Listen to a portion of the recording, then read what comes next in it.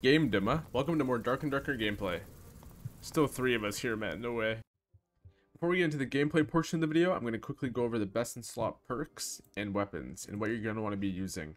This is going to be, in my opinion, my favorite build. The only thing you would want to swap out here is Shadowrunner for crossbow mastery if you already have a lot of physical damage or strength.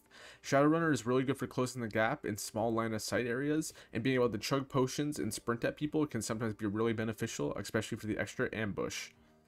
Jokester, Stealth, Ambush, and Shadowrunner with Hide and Weak Point Attack with decent gear.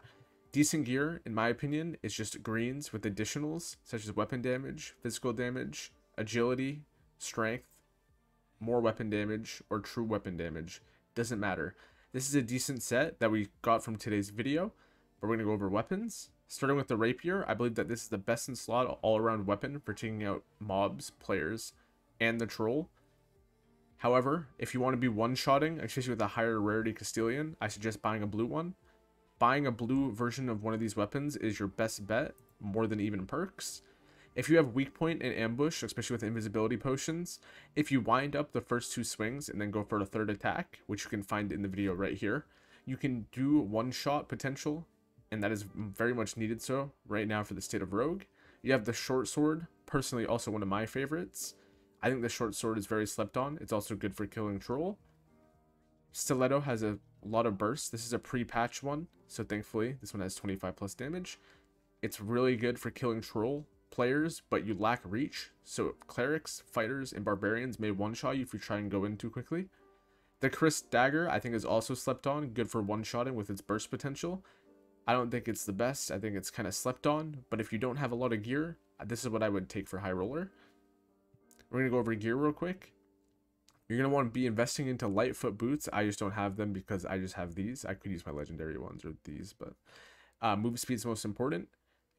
Shadow Hood or Shadow Mask, I just took these because they have physical damage and we're not trying to use a broken build. Adventurer Cloak or the other cloak with strength, depends on what you want, doesn't really matter too much. Some physical power and strength, more strength, resourcefulness, and weapon damage, help increase that action speed a bit, such as swinging, opening doors, closing doors, etc. For your chest piece, I suggest either the Marauders or the Regal's Gambleson. If you don't have a Shadow Hood on, I suggest you go Shadow Mask, and then you can swap out the Marauders for the Regal Gambleson. The loose trousers are way too good if you don't have Lightfoot boots. If you go Strength boots, you're going to be really slow, and it's going to be hard for you to kite out of attacks. It also gives you some agility. Then you have the Rondel Dagger, best in like all around decent range, reach, easy killing troll, etc. Going over the leaderboards, even though I know we can't right now, it's based on 2 things. It's based on a few things. Boss kills, so the amount of times that you kill the troll, especially for solos. Player kills, the amount of players that you kill. Treasure value, the amount of treasure you bring out and sell. And escapes. The more you escape, the higher you go up. That's all that it's based on. Basically, yeah, just all around playing the game. If you want to be able to kill the troll often without being third-partied and probably killed, I suggest you sit outside of the troll room and go invisible. You can easily catch rogues, warlocks, and people who are unprepared for you to pop out of stealth and one-shot them. This is what you should be doing if you want free kills.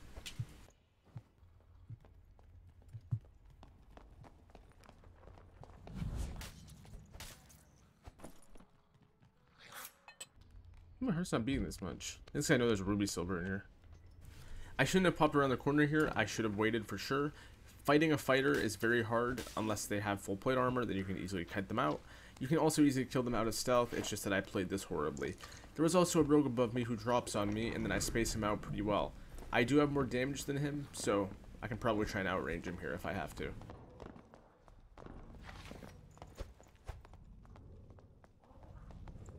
As a rogue player, I already know his play. He's going to run all the way back around. He's going to try and jump me from the other side because he thinks I'm leaving.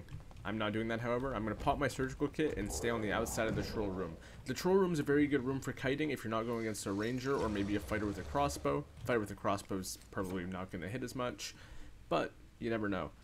You can also use it as just a safe room and escape for free, basically. Even though I don't agree with teaming up, sometimes it is needed. I know there's a rogue riding around here, and even if I kill this guy, the rogue's just going to drop down and try and kill me from somewhere. He's still in the room. I know he's not dead. He was very obviously a decent player. So at this point, I'm like, fighter, let's truce. I'm gonna leave. There's no shame in doing that. However, just be careful of these fights because there's going to be ratty rogues waiting. All yours, bro. If leaderboards were a thing, I definitely would be stabbing people in the back here. I think that going for kills is needed, and if you aren't just gonna do it every game, you may as well just give up on the leaderboard grind already. Bro, shoutcasting. What is this?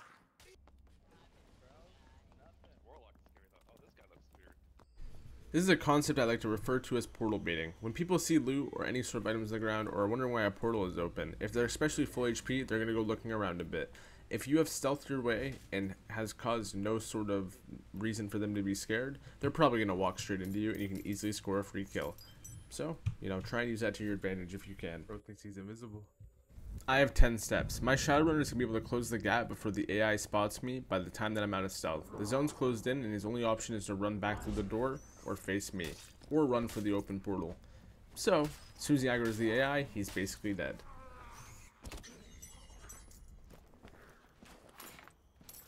Crossbow might become a little bit more of a necessity, depends on the amount of barbarians that we're going to be seeing, but I doubt there's going to be that many. Go down here. We already know there's a rogue there because of the way the goblin's been aggroed. A goblin always spawns here. You walk straight down. There is a rogue in this corner. There's a rogue somewhere. He's right here. He's dead. It's like, oh, he died to the nightmare bat. Just saying, if you learned anything and got this far, maybe consider liking, subscribing, you know, maybe check out a few more videos if you're interested. Just saying, there's a lot more tips on the channel. Anyway, let's get straight back into it. Nightmare bats are actually absurdly scary. They attack in patterns of 2 to 3, and they just keep going. So just try and dodge them if you can. Don't know how to do troll yet. You've been looking long enough, but it wouldn't be a high roller guy without one. Start out, wait for the first 2 swings. Rapier, you can only go for 2. Go for 3 if your agility's high enough, and he does an overhead. Can't really tell if he's doing an overhead or a regular swing. It's just RNG. Does that back up? It's a sphere. It's actually easier than the regular troll. Tell if he's yelling or not by the way he moves.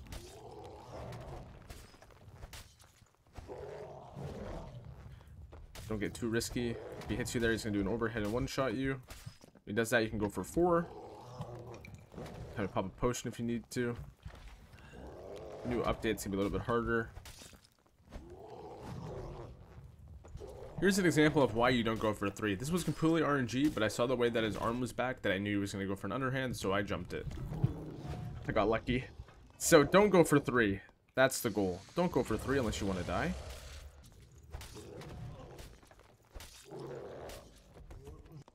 Remember, you're doing it all for the boss kill, for the leaderboards. And the valuables down here, because you can sell it for quite a bit. When entering and leaving, make sure you close the door behind you in High Roller, because rogues will try and sneak in behind you. If you have the doors closed, you can hear them open when they try and enter. And if you really want to, you can close this main door by clipping your head into the little wood beam, and you can close it. So then that makes it even better. But be careful, because rogues will try and hide on the left and right, so make sure you keep your ears open. Hear him racking the bow. I know he's close. Here's an example of a really intense endgame that shouldn't have happened, but I knew I had a definitive exit. I should have paid more attention to zone, but it made for some really good content, so I can't complain too much. Don't do it. I need it. I need the portal. Take the portal. No. Do it. You won't. You won't kill me.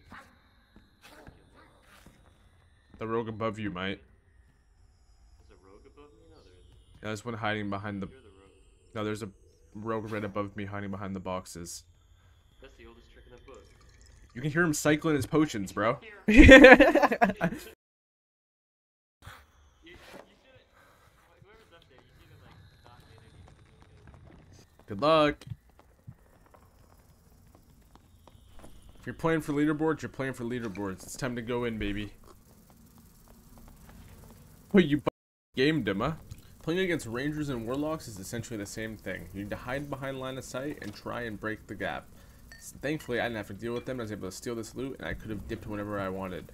But if you're trying to go for the kill, or you need to hide or run, they're not that hard to outrun unless you get shot in the back, hit with a slow, etc. So just make sure you try and close the gap. And with the warlock, just be careful with the Curse of Pain. That's their only damage dealer from a long, and it's like a medium distance, so you can just outrun them. They're both very hard to fight for rogue. I don't suggest it unless you get the drop on them. However, it's very easy to deal with if you need to.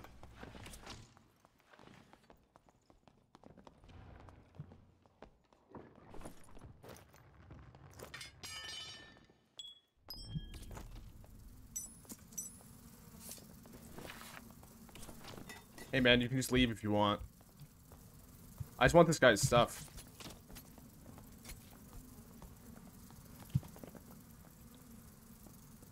I'm opening the portal, so... Remember, the scroll means the direction of where it's being pointed, the portal. So make sure you remember that, because this guy could have got it. I make that so tense for no reason. Rule number 40,776 is do not play when there's a storm outside. Oh my god. I may disconnect.